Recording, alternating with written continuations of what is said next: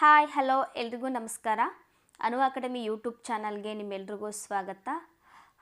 ಈ ಒಂದು ವಿಡಿಯೋದಲ್ಲಿ ಕಳೆದ ವಿಡಿಯೋದಲ್ಲಿ ನಾವು ಸ್ಪರ್ಧಾ ವಿಜೇತ ಜುಲೈ ತಿಂಗಳ ಸ್ಪರ್ಧಾ ವಿಜೇತದ ಕೆಲವೊಂದಷ್ಟು ಮಾಹಿತಿಗಳನ್ನು ಪಾರ್ಟ್ 1 ನೋಡಿದ್ವಿ. ಇದು ಪಾರ್ಟ್ 2 ಆಗಿರುವಂತಹ ವಿಡಿಯೋ. ಈ ಪಾರ್ಟ್ 2 ಅಲ್ಲಿ ಉಳಿದಂತಹ ವಿಷಯದ ಮಾಹಿತಿ ಇರ್ತದೆ. ಉಳಿದ ಮಾಹಿತಿಯನ್ನು ಇವಾಗ ನೋಡ್ತಾ ಹೋಗೋಣ. ಓಕೆ. ವಿಶ್ವ ಬ್ಯಾಂಕ್ನ ಜಾಗತಿಕ ಟಾಪ್ 100ರಲ್ಲಿ ಸ್ಥಾನ ಪಡೆದ ಭಾರತದ 9 ಪ್ರಮುಖ ಬಂದರುಗಳು. ನೋಡಿ, 9 ಪ್ರಮುಖ ಬಂದರುಗಳು ವಿಶ್ವದಲ್ಲೇ ಅಂದರೆ ಜಾಗತಿಕದಲ್ಲೇ 100 ಸ್ಥಾನವನ್ನು ಪಡೆದುಕೊಂಡಿದೆ. ಆ 100 ಸ್ಥಾನದಲ್ಲಿ ನಮ್ಮ ಭಾರತ ದೇಶದ 9 ಬಂದರುಗಳು ಸಹ ಆಗಿರ್ತವೆ. ಅದು ಯಾವುದಾದಪ್ಪ ಅಂತಂದರೆ ವಿಶಾಖಪಟ್ಟಣಂ ಬಂದರು. 2023ರ ವರದಿಯಲ್ಲಿ ವಿಶಾಖಪಟ್ಟಣಂ ಬಂದರು 19ನೇ ಸ್ಥಾನವನ್ನು ಪಡೆದುಕೊಂಡಿದೆ. ಇದರ ಮೂಲಕ ಈ ಒಂದು ಬಂದರು ಜಗತ್ತಿನ ಅಗ್ರ 20 ಬಂದರುಗಳಲ್ಲಿ ಸ್ಥಾನವನ್ನು ಪಡೆದುಕೊಂಡಿದೆ. 2022ರ ವರದಿಯಲ್ಲಿ 115ನೇ ಸ್ಥಾನದಲ್ಲಿತ್ತು. ಓಕೆ. ಈ ವಿಶಾಖಪಟ್ಟಣಂ ಎಂಬ ಬಂದರು ಆಂಧ್ರ ಪ್ರದೇಶದಲ್ಲಿ ಕಂಡುಬರ್ತದೆ. ಎರಡನೇದು ಬಂದುಬಿಟ್ಟು ಮುದ್ರಾ ಬಂದರು. ಇದು ಗುಜರಾತ್ನಲ್ಲಿ ಕಂಡುಬರುವಂತಹ ಬಂದರಾಗಿರ್ತದೆ. 2023ರ ವರದಿಯಲ್ಲಿ ಮುದ್ರಾ ಬಂದರು ಜಾಗತಿಕವಾಗಿ 27ನೇ ಸ್ಥಾನವನ್ನು ಪಡೆದುಕೊಂಡಿತ್ತು. ಕಳೆದ ವರ್ಷದಲ್ಲಿ ಈ ಒಂದು ಬಂದರು 48ನೇ ಸ್ಥಾನವನ್ನು ಪಡೆದಿದೆ. ಇದು ಖಾಸಗಿ ವಲಯದ ಅತಿ ದೊಡ್ಡ ಬಂದರಾಗಿರ್ತದೆ. ಓಕೆ. ಮೂರನೇದು ಬಂದುಬಿಟ್ಟು ಪಿಪಾವಾವ್ ಬಂದರು. ಇದು ಸಹ ಗುಜರಾತ್ನಲ್ಲೇ ಕಂಡುಬರುವಂತಹ ಬಂದರಾಗಿರುತ್ತದೆ. ಖಾಸಗಿ ವಲಯದ 2ನೇ ಅತಿ ದೊಡ್ಡ ಬಂದರಾಗಿದೆ. ಓಕೆ. 9 ಬಂದರುಗಳು ಯಾವುದಾದಪ್ಪ ಅಂತಂದರೆ ಈಗ ನೋಡಿದ್ವಿ, ವಿಶಾಖಪಟ್ಟಣಂ, ಮುದ್ರಾ, ಪಿಪಿಪಾವ್. 4ನೇದು ಬಂದುಬಿಟ್ಟು ಕಾಮರಾಜರ್. ಇದು ತಮಿಳುನಾಡಲ್ಲಿ ಕಂಡುಬರ್ತದೆ. ಜಾಗತಿಕವಾಗಿ 47ನೇ ಸ್ಥಾನವನ್ನು ಪಡೆದುಕೊಂಡಿದೆ. ಕೊಚ್ಚಿನ್, ಇದು ಕೇರಳದಲ್ಲಿ ಕಂಡುಬರ್ತದೆ. 63ನೇ ಸ್ಥಾನವನ್ನು ಪಡೆದುಕೊಂಡಿದೆ. ಹಾಗೆಯೇ ಗುಜರಾತ್ನ ಇನ್ನೊಂದು ಬಂದರು ಹಜೀರಾ, ಇದು ಸಹ 48ನೆಯ ಜಾಗತಿಕ ಸ್ಥಾನವನ್ನು ಪಡೆದುಕೊಂಡಿದೆ.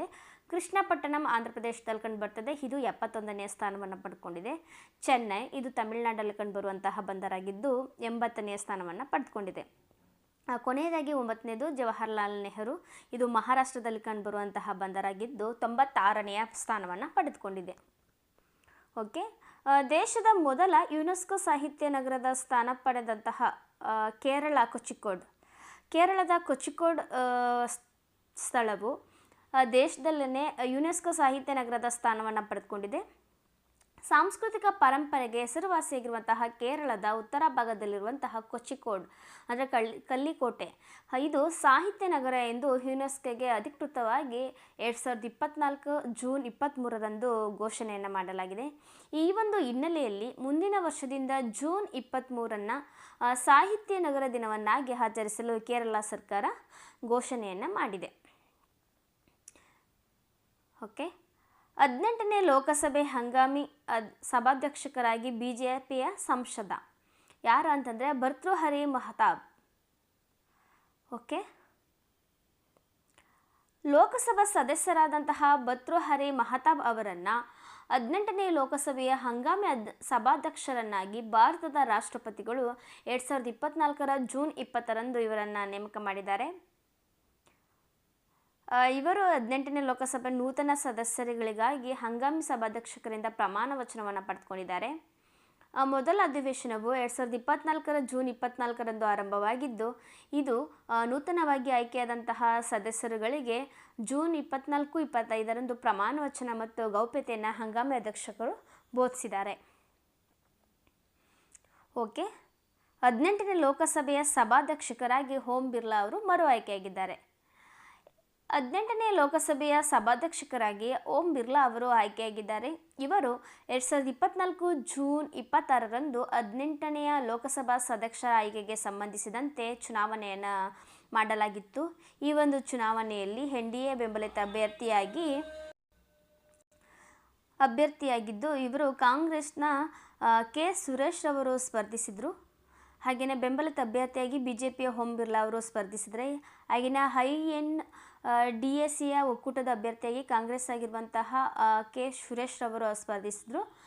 ಲೋಕಸಭೆಯ ಸದಸ್ಯರ ಧ್ವನಿಮತದ ಮೂಲಕ ಬಿಜೆಪಿಯ ಓಂ ಬಿರ್ಲಾ ಅವರು ಬಹುಮತವನ್ನು ಪಡೆದುಕೊಂಡು 18ನೇ ಲೋಕಸಭೆಯ ಸದಸ್ಯರಾಗಿ ಇವರು ಆಯ್ಕೆಯಾಗಿದ್ದಾರೆ. ಇದರ ಮೂಲಕ ಇವರು 2ನೇ ಅವಧಿಗೆ ಲೋಕಸಭೆ ಸಭಾಧ್ಯಕ್ಷರಾಗಿ ನೇಮಕಗೊಂಡಿದ್ದಾರೆ. ಲೋಕಸಭೆ ಸಭಾಧ್ಯಕ್ಷರ ಹುದ್ದೆಯು ಸ್ವತಂತ್ರ ಪೂರ್ವದಲ್ಲೇ ಜಾರಿಯಲ್ಲಿ ಬಂದಿರುವಂತಹ ಹುದ್ದೆಯಾಗಿರ್ತದೆ. ಇದು 1919ರ ಮಾಂಟೆಗೋ ಜೇಮ್ಸ್ಬರ್ಗ್ ಸುಧಾರಣೆಯ ಪ್ರಕಾರ 1921ರಲ್ಲಿ ಕೇಂದ್ರ ಶಾಸನ ಸಭೆಗೆ ಜಾರಿಗೆ ಬಂದಿದ್ದರಿಂದ ಸರ್ ಫ್ರೆಡ್ರಿಕ್ ವೈಟ್ ಅವರನ್ನು ಮೊದಲ ಸ್ಪೀಕರ್ ಆಗಿ ಗವರ್ನರ್ ಜನರಲ್ ಅವರು ನೇಮಕವನ್ನು ಮಾಡ್ತಾರೆ. ಹಾಗೆಯೇ ಇವಾಗ 18ನೇ ಲೋಕಸಭೆ ಸದಸ್ಯರು ಬಂದ್ಬಿಟ್ಟು ಓಂ ಬಿರ್ಲಾ ಅವರು ಆಯ್ಕೆಯಾಗಿದ್ದಾರೆ. ಓಕೆ, ಶಾಂಘೈ ಸಹಕಾರಿ ಸಂಘಟನೆ ಸಮಾವೇಶ 2024 ಅಂದರೆ ಕಜಕಿಸ್ತಾನದಲ್ಲಿ ನಡೆಯುವಂಥದ್ದು. 2024ರ ಜುಲೈ 3 ಮತ್ತು 4ರಂದು ಕಜಕಿಸ್ತಾನದ ಆಸ್ಥಾನದಲ್ಲಿ SCO ರಾಷ್ಟ್ರಗಳ ಮುಖ್ಯಸ್ಥರ ಶೃಂಗಸಭೆಯು ಜರುಗುತ್ತದೆ. ಈ ಒಂದು ಸಭೆಗೆ ಭಾರತೀಯ ವಿದೇಶಾಂಗ ವ್ಯವಹಾರಗಳ ಸಚಿವರಾಗಿರುವಂತಹ ಎಸ್ ಜೈಶಂಕರ್ ಅವರು ಭಾಗವಹಿಸಿದ್ದಾರೆ. ಅವರು ಬೆಲಾರಸ್ನನ್ನು SCOಗೆ ಸ್ವಾಗತಿಸಿದರು. ಹಾಗೆಯೇ ಭಯೋತ್ಪಾದನೆ, ಹವಾಮಾನ ಬದಲಾವಣೆ ಕುರಿತು ಮೋದಿ ಅವರ ಸಂದೇಶವನ್ನು ಸಹ ಇವರು ಪ್ರಸ್ತಾಪಿಸಿದ್ದಾರೆ.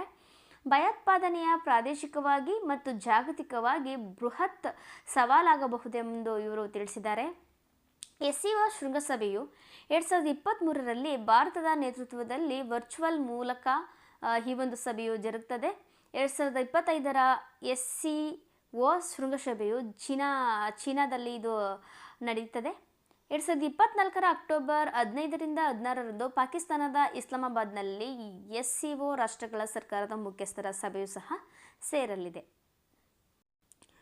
ಓಕೆ, 16ನೇ ಆವೃತ್ತಿಯ ಭಾರತ ಮಂಗೋಲಿಯಾ ಜಂಟಿ ಮಿಲಿಟರಿ ಅಂದರೆ ವ್ಯಾಯಾಮ ಅಲೆಮಾರಿ ಆನೆ ಮೇಘಾಲಯ ಹುಮ್ರೋಯ್.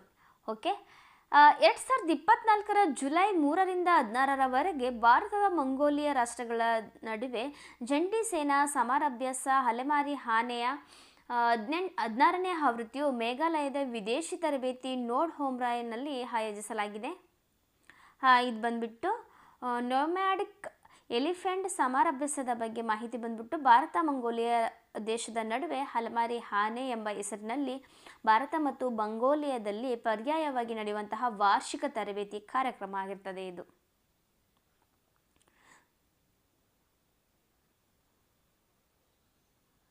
ಓಕೆ, ಭಾರತ ಮತ್ತು ಥೈಲ್ಯಾಂಡ್ ಜಂಟಿ ಸಮರಾಭ್ಯಾಸ ಮೈತ್ರಿ 13ನೇ ಆವೃತ್ತಿ. ಇದು ನಡೆಯುವಂತಹ ಸ್ಥಳ ಬಂದ್ಬಿಟ್ಟು ಥೈಲ್ಯಾಂಡ್ನ ತಕ್ ಪ್ರಾಂತ್ಯದ ಪೋರ್ಟ್ ವರಚಿಪ್ರಕಾನ್ನಲ್ಲಿ ಇದು ಕಂಡುಬರ್ತದೆ. 2024 ಜುಲೈ 1ರಿಂದ 15ರವರೆಗೆ ಥೈಲ್ಯಾಂಡ್ನ ತಕ್ ಪ್ರಾಂತ್ಯದ ಪೋರ್ಟ್ ವಚಿರಪ್ರಕ್ನಲ್ಲಿ ಭಾರತ ಥೈಲ್ಯಾಂಡ್ ರಾಷ್ಟ್ರಗಳ ನಡುವೆ ಮೈತ್ರಿ ಎಂಬ ಹೆಸರಿನಲ್ಲಿ ಜಂಟಿ ಸೇನಾ ಸಮರಾಭ್ಯಾಸವು ನಡೆದಿದೆ.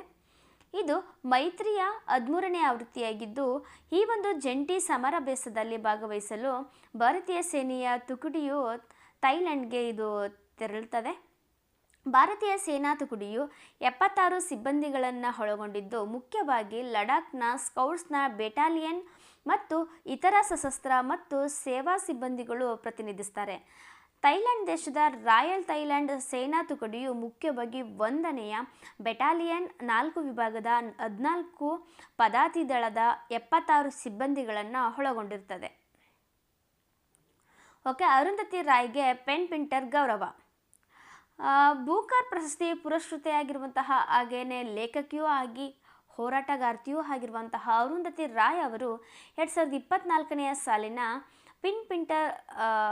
ಪೆನ್ ಪಿಂಟರ್ ಪ್ರಶಸ್ತಿಗೆ ಭಾಜನರಾಗಿದ್ದಾರೆ. ಇವರು ಈ ಒಂದು ಪ್ರತಿಷ್ಠಿತ ಪ್ರಶಸ್ತಿಗೆ ಒಮ್ಮತದಿಂದ ಆಯ್ಕೆಯಾಗಿದ್ದಾರೆ. ಸಾಹಿತ್ಯಕ್ಕೆ ಇವರು ನೀಡಿದಂತಹ ಅತ್ಯುನ್ನತ ಸೇವೆಯನ್ನು ಗುರುತಿಸಿ ಇವರಿಗೆ ಈ ಒಂದು ಪ್ರಶಸ್ತಿಯನ್ನು ನೀಡಲಾಗಿದೆ. 62 ವರ್ಷದ ಅರುಂಧತಿ ರಾಯ್ ಅವರು ಬ್ರಿಟಿಷರ ಲೈಬ್ರರಿ ಸಹಯೋಗದಲ್ಲಿ 2024ರ ಅಕ್ಟೋಬರ್ 10ರಂದು ನಡೆಯಲಿರುವಂತಹ ಸಮಾರಂಭದಲ್ಲಿ ಈ ಒಂದು ಪ್ರಶಸ್ತಿಯನ್ನು ಸ್ವೀಕರಿಸಲಿದ್ದಾರೆ.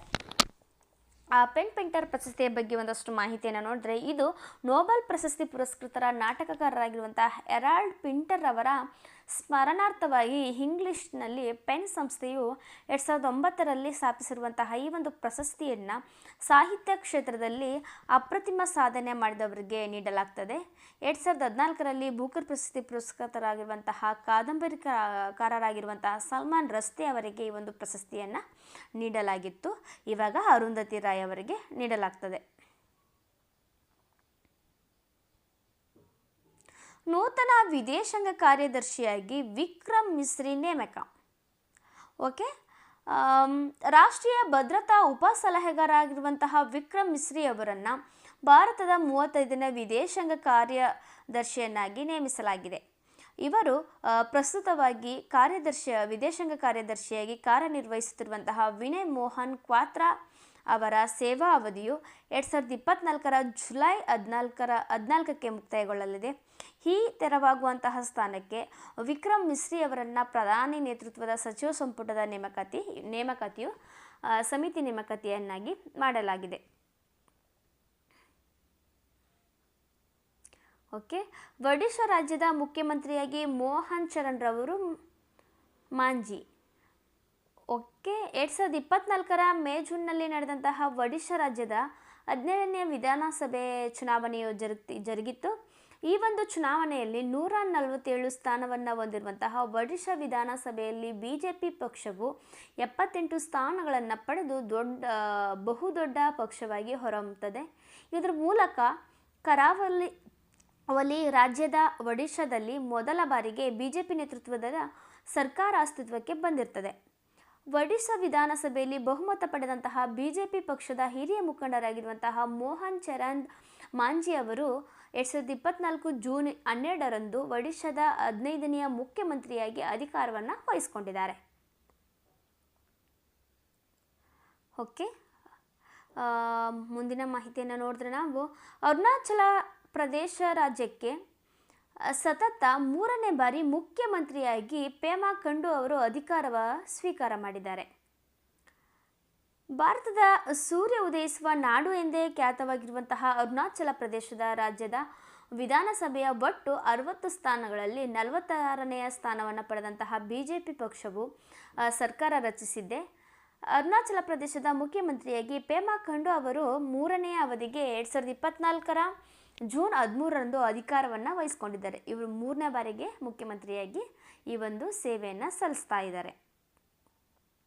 ಅರುಣಾಚಲ ಪ್ರದೇಶದ ವಿಧಾನಸಭೆಯ ಸ್ಥಾನಗಳು ಬಂದ್ಬಿಟ್ಟು ಒಟ್ಟು ಸ್ಥಾನಗಳು 60 ಇರ್ತದೆ. ಮ್ಯಾಜಿಕ್ ನಂಬರ್ ಬಂದ್ಬಿಟ್ಟು 31, ಬಿಜೆಪಿ 46, NPP 5, ಹಾಗೆ ಈ ಥರ ಬಂದ್ಬಿಟ್ಟು 9.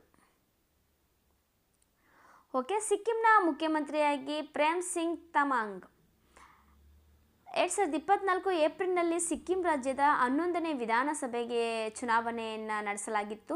ಆ ಚುನಾವಣೆಯಲ್ಲಿ ವಿಧಾನಸಭೆಯ ಒಟ್ಟು 32 ಸ್ಥಾನಗಳಲ್ಲಿ 31 ಸ್ಥಾನಗಳನ್ನು ಸಿಕ್ಕಿಂ ಕ್ರಾಂತಿಕಾರಿ ಮೋರ್ಚಾ ಪಕ್ಷವು ಪಡೆಯುವುದರ ಮೂಲಕ ಭರ್ಜರಿ ಜಯವನ್ನು ಸಾಧಿಸಿ ಅಧಿಕಾರ ಚುಕ್ಕಾಣಿಯನ್ನು ಹಿಡಿತದೆ. SKM ಪಕ್ಷದ ಪ್ರೇಮ್ ಸಿಂಗ್ ತಮಾಂಗ್ ರವರು 2ನೇ ಅವಧಿಗೆ ಸಿಕ್ಕಿಂನ ಮುಖ್ಯಮಂತ್ರಿಗಳಾಗಿ ಆಯ್ಕೆಯಾಗಿದ್ದಾರೆ.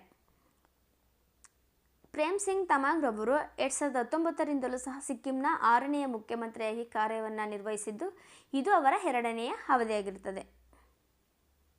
ಓಕೆ, ಆಂಧ್ರ ಪ್ರದೇಶದ ಮುಖ್ಯಮಂತ್ರಿಗಳಾಗಿ ಪ್ರಮಾಣ ವಚನ ಸ್ವೀಕಾರ ಚಂದ್ರಬಾಬು ನಾಯ್ಡು ಅವರು ಆಂಧ್ರ ಪ್ರದೇಶದ ಮುಖ್ಯಮಂತ್ರಿಯಾಗಿ ಪ್ರಮಾಣ ವಚನವನ್ನು ಸ್ವೀಕರಿಸಿದ್ದಾರೆ. ಇಲ್ಲೂ ಸಹ 2024 ಮೇ ತಿಂಗಳಲ್ಲಿ ಆಂಧ್ರ ಪ್ರದೇಶದ ವಿಧಾನಸಭೆಯ 175 ಸ್ಥಾನಗಳಲ್ಲಿ ಚುನಾವಣೆಯನ್ನು ನಡೆಸಲಾಗಿತ್ತು. ಈ ಒಂದು ಚುನಾವಣೆಯಲ್ಲಿ ತೆಲುಗು ದೇಶಂ ಪಕ್ಷವು 135 ಸ್ಥಾನಗಳನ್ನು ಮತ್ತು ಇತರ ಮಿತ್ರ ಪಕ್ಷವಾದಂತಹ ಜನಸೇನಾ ಪಕ್ಷವು 21 ಸ್ಥಾನಗಳನ್ನು ಪಡೆದಿತ್ತು. ಬಹುಮತ ಪಡೆದಂತಹ ತೆಲುಗು ದೇಶಂ ಪಕ್ಷದ ನಾಯಕರಾಗಿರುವಂತಹ ಎಂ ಚಂದ್ರಬಾಬು ನಾಯ್ಡು ಅವರು ಈ ಒಂದು ಆಂಧ್ರ ಪ್ರದೇಶದ ಮುಖ್ಯಮಂತ್ರಿಯಾಗಿ ಜೂನ್ 12ರಂದು ಅಧಿಕಾರವನ್ನು ವಹಿಸಿಕೊಂಡಿದ್ದಾರೆ. ಇದರ ಮೂಲಕ ಚಂದ್ರಬಾಬು ನಾಯ್ಡು ಅವರು 2ನೇ ಬಾರಿಗೆ ಆಂಧ್ರ ಪ್ರದೇಶದ ಮುಖ್ಯಮಂತ್ರಿಗಳಾಗಿ ಅಧಿಕಾರವನ್ನು ವಹಿಸಿಕೊಂಡಿದ್ದಾರೆ. ಆಂಧ್ರ ಪ್ರದೇಶದ ವಿಧಾನಸಭೆ ಸ್ಥಾನಗಳು ಬಂದ್ಬಿಟ್ಟು ಒಟ್ಟು ಸ್ಥಾನಗಳು 175, ಮ್ಯಾಜಿಕ್ ನಂಬರ್ ಬಂದ್ಬಿಟ್ಟು 88, TDP ಬಂದ್ಬಿಟ್ಟು 135, ಜನಸೇನಾ ಬಂದ್ಬಿಟ್ಟು 21, YSRCP ಬಂದ್ಬಿಟ್ಟು 11, ಇತರೆ ಬಂದ್ಬಿಟ್ಟು 8 ಸ್ಥಾನಗಳನ್ನು ಪಡೆದುಕೊಂಡಿದೆ. ಓಕೆ ಸ್ನೇಹಿತರೆ, ಈ ಒಂದು ವಿಡಿಯೋದಲ್ಲಿ ನಾವು ಇನ್ನೊಂದಷ್ಟು ಮಾಹಿತಿಗಳನ್ನು ನೋಡಿದ್ವಿ. ಈ ಒಂದಷ್ಟು ಮಾಹಿತಿಗಳು ನಿಮಗೇನಾದರೂ ಇಷ್ಟವಾಗಿದ್ದರೆ ವಿಡಿಯೋನ ಲೈಕ್ ಮಾಡಿ, ಶೇರ್ ಮಾಡಿ, ಚಾನಲ್ನ ಸಬ್ಸ್ಕ್ರೈಬ್ ಮಾಡಿ. ಈ ವಿಡಿಯೋದು ಇನ್ನೊಂದಷ್ಟು ಮಾಹಿತಿಗಳು ಬೇಕು ಅಂತಂದರೆ ನಮ್ಮ ಟೆಲಿಗ್ರಾಮ್ ಗ್ರೂಪ್ಗೆ ಜಾಯ್ನ್ ಆಗಿ, ಅಲ್ಲಿ ಇನ್ನೂ ಹಲವಾರು ಮಾಹಿತಿಗಳನ್ನು ನೀವು ನೋಡ್ಬೋದು. ಓಕೆ, ಸಿಗೋಣ ಮತ್ತೊಂದು ವಿಡಿಯೋದೊಂದಿಗೆ. ಎಲ್ರಿಗೂ ಧನ್ಯವಾದಗಳು.